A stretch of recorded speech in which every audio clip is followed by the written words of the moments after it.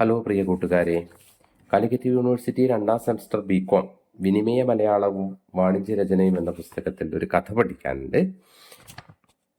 എൻ.എസ്. മാധവന്റെ ഹിഗ്വിറ്റ എന്നുള്ള കഥയാണത്.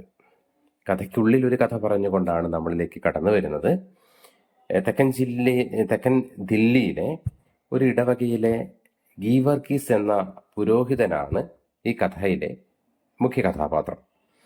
ഇറ്റലിയിൽ നിന്ന് വന്ന ഫാദർ കപ്രിയാറ്റിൽ നിന്ന് പെനാൽറ്റി കിക്ക് കാത്തുനിൽക്കുന്ന ഗോളിയുടെ ഏകാന്തത എന്ന നോവലിനെ പറ്റി അറിഞ്ഞതു മുതൽ പെനാൽറ്റി കിക്ക് കാത്തുനിൽക്കുന്ന ഗോളിയുടെ രൂപത്തിൽ പല ജന്മപരമ്പരയിലെ മനുഷ്യർ, അതായത് യേശു, ഗോളിയാത്ത്, യൂദായുടെ മകൻ ഓനാൻ, ഗീവർഗീസ് അച്ഛന്റെ ഭാവനയിൽ നിരന്തരം കടന്നു വന്നു. അപ്പൻ പി.ടി. മാഷായിരുന്ന അതേ സ്കൂളിലെ മിടുക്കനായ പന്ത് കളിക്കാരനായിരുന്നു ഈ ഗീവർഗീസ് എന്നുള്ള അച്ഛൻ. അദ്ദേഹം ഗാലറികളിൽ ആവേശം വിതറിച്ച ഗീവർഗീസ് സെവൻസ് കളിക്കുന്നതിന് അപ്പന് ഇഷ്ടമുണ്ടായിരുന്നു. അപ്പന്റെ മരണത്തോടെ കളി നിർത്തിയ ഗീവർഗീസ് ദൈവവിളി കിട്ടി പുരോഹിതനായി. പലതരം ഗോളിമാരുടെ പെനാൽറ്റി പ്രതിരോധ ഭാവനയിൽ കണ്ടു നടക്കുന്നതിനിടയെ ഒരു ദിവസം പള്ളിയിൽ കുർബാനയ്ക്കെത്തുന്ന ലൂസി എന്ന ആദിവാസി പെൺകുട്ടി ഗീവർഗീസ് അച്ഛനെ കാണാനെത്തുന്നു. ആദിവാസികൾക്കിടയിൽ കച്ചവടം നടത്തിയിരുന്ന ജബാർ എന്ന ഇടനിലക്കാരൻ വീട്ടുജോലിക്കായി പുറത്തെത്തിച്ചിരുന്ന ആദിവാസി പെൺകുട്ടികളിൽ ഒരാളായിരുന്നു റാഞ്ചിയിൽ നിന്നെത്തിയ ലൂസി മരണ്ടി എന്ന പെൺകുട്ടി. ജബാർ അവളെ ഒരു സേട്ടിന് വിൽക്കാൻ ഹോട്ടൽ മുറിയിൽ എത്തിച്ചേർന്ന ഇടത്തു നിന്ന് രക്ഷപ്പെട്ടു വന്ന് ഒരു വീട്ടിൽ ജോലിക്ക് നിൽക്കുകയായിരുന്നു ലൂസി. ജബാർ തന്നെ നിരന്തരം കൂടെ ചെല്ലാൻ നിർബന്ധിക്കുന്നതായി ലൂസി പലതവണ ഗീവർഗീസ് അച്ഛനോട് പരാതി പറയുന്നുണ്ടെങ്കിലും അദ്ദേഹം അത് ഒരു നിസാരവൽക്കരിച്ച് കടന്നു പോകുന്നുണ്ട്. ഒടുവിൽ ഗത്യന്തരമില്ലാതെ താൻ ജബാറിനോടൊപ്പം പോകുന്നുവെന്ന് ലൂസി അച്ഛനോട് പറയുന്നുണ്ട്. അന്ന് അച്ഛൻ ആലോചിച്ചത് മുഴുവൻ ഹിഗിറ്റ എന്ന കൊളംബിയൻ ഗോളിയെ കുറിച്ചിട്ടായിരുന്നു. പുതിയ അക്ഷാംശങ്ങൾ കണ്ടെത്തുന്ന കപ്പിത്താനെ പോലെ പന്ത് ഇടം വലം പായിച്ച് മുന്നേറുന്ന ഹിഗിറ്റ പെനാൽറ്റി കിക്ക് നേരിടുന്നത് ഒരു ഓർക്കസ്ട്ര കണ്ടക്ടറെ പോലെയാണെന്ന് അദ്ദേഹം കണ്ടുപിടിച്ചു. അതായത് എല്ലാ ഗോളിമാർക്കും ഉണ്ടാകുന്ന സഭാകമ്പമോ ഗൃഹാതുരത്വയോ കൂടാതെ കൂട്ടുകാരന് പന്ത് പാസ് ചെയ്ത് തിരിച്ചു വരുന്ന ഹിഗ്വിറ്റയായിരുന്നു അച്ഛനെ കൂടുതൽ ഇഷ്ടം. അന്ന് ലൂസിയോടൊപ്പം ജബാറിനെ കാണാൻ ഗീവർഗീസ് അച്ഛനും പോകുന്നുണ്ട്. ജബാറിന്റെ വീട്ടിലെത്തിയ ശേഷം ലൂസിയെ തന്നോടൊപ്പം വരാൻ ജബാർ നിർബന്ധിക്കുന്നു. അതിന് വിസമ്മതിക്കുന്ന ലൂസിയെ അടിക്കാൻ പോകുന്ന ജബാറിനെ പെനാൽറ്റി കിക്ക് പ്രതിരോധിക്കുന്ന ഗോളിയെ പോലെ അടിച്ചു വീഴ്ത്തി ലൂസിയുമായി അച്ഛൻ തിരിച്ചു പോരുന്നു. ഗോൾ പ്രതിരോധിച്ച് ഗൃഹാതുരതയില്ലാതെ മടങ്ങുന്ന ഹിഗ്വിറ്റയെ പോലെ. ഹിഗ്വിറ്റ എന്ന് പറയുന്ന ഗോളിയെ വ്യത്യസ്തനാക്കുന്നത് അദ്ദേഹം സ്വന്തം ഗോൾ പോസ്റ്റിൽ നിന്ന് ധൈര്യപൂർവ്വം ഇറങ്ങി കളിക്കാൻ അയാൾ തയ്യാറായി എന്നതാണ്. ഗോളിയുടെ സ്ഥായിയായ ധർമ്മം ദൃക്സാക്ഷിത്വമാണെങ്കിലും, അതായത് ഗോൾ വല കാക്കുക മാത്രമാണെന്ന ധർമ്മം മറന്ന് പലപ്പോഴും ഹിഗ്വിറ്റ എന്ന് പറയുന്ന ഗോളി എതിരാളികൾക്ക് പിന്നാലെ കുതിച്ചു സ്വന്തം ടീമിനെ മത്സരത്തിൽ നിന്ന് പുറത്താക്കാൻ വരെ അത് കാരണമായി തീർന്ന ഒരു സാഹചര്യമൊക്കെ ഉണ്ടായിട്ടുണ്ട്.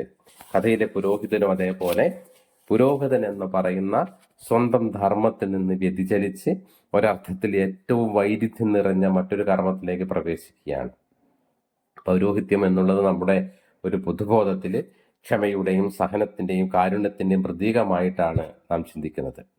യേശുവിനെ ഗോളിയായി ദർശിക്കുന്നതിലൂടെ തിന്മയ്ക്കെതിരെ പൊരുതുന്ന ഒരു പോരാളിയുടെ മുഖം യേശു ക്രിസ്തുവിന് കൈവരുന്നു. ഗീവർഗീസ് അച്ഛന്റെ ആത്മസംഘർഷങ്ങളുടെ ഉള്ളറകളിലേക്കാണ് ഇത് വിരൽ ചൂണ്ടുന്നത്.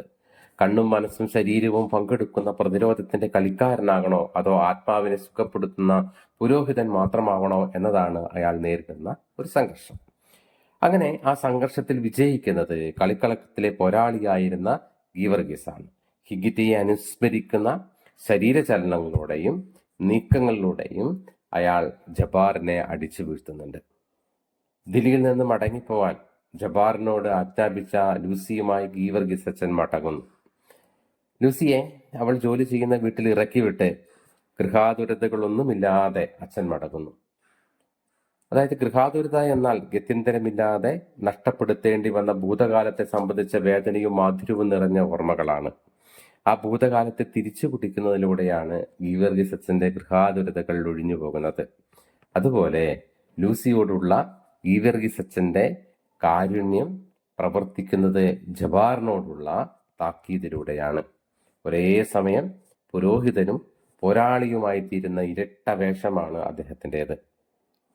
വ്യത്യസ്തമായിട്ടുള്ള ഇതിവൃത്ത സ്വീകരണത്തിലൂടെ, രചനാശൈലിയിലൂടെ NS മാധവൻ എഴുത്തിനെ വ്യത്യസ്തമാക്കി തീർക്കുന്നുണ്ട്. തൊട്ടാൽ പൊള്ളുന്ന രാഷ്ട്രീയ വിഷയങ്ങളും മതാത്മക വിഷയങ്ങളും വളരെ കൈയടക്കത്തോട് കൈകാര്യം ചെയ്യുന്ന കഥകളിലേക്ക് സന്നിവേശിപ്പിക്കാൻ NS മാധവന് കഴിഞ്ഞിട്ടുണ്ട്. അദ്ദേഹത്തിന്റെ ശ്രദ്ധേയപരമായിട്ടുള്ള കഥകളാണ് വൻമരങ്ങൾ വീഴുമ്പോൾ, തിരുത്ത് എന്നൊക്കെ തന്നെ.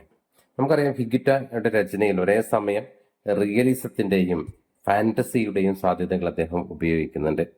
ഗീവർഗീസ് അച്ഛന്റെ മനസ്സും ഹിഗ്ഗിറ്റയെ ഷഡുലമായി സഞ്ചരിക്കുന്നത് കഥയിൽ പ്രത്യക്ഷത്തിൽ പറയുന്നില്ല എന്നത് കഥാരചനയിലെ കലാതന്ത്രത്തിന് മികച്ച ഉദാഹരണമാണ്. യേശുവിൽ നിന്ന് തുടങ്ങി ഹിഗ്ഗിറ്റയിൽ അവസാനിക്കുന്ന അച്ഛന്റെ അന്വേഷണം അദ്ദേഹത്തിന്റെ ഉള്ളൊഴുക്കിന്റെ ആവിഷ്കാരം കൂടിയാണ്. കഥയുടെ രചനാ കൗശലവും സൗന്ദര്യവും വേറിട്ട് നിൽക്കുന്നത് അത്തരത്തിൽ തന്നെയാണ് എന്ന് നാം മനസ്സിലാക്കേണ്ടതുണ്ട്. Okay, thank you.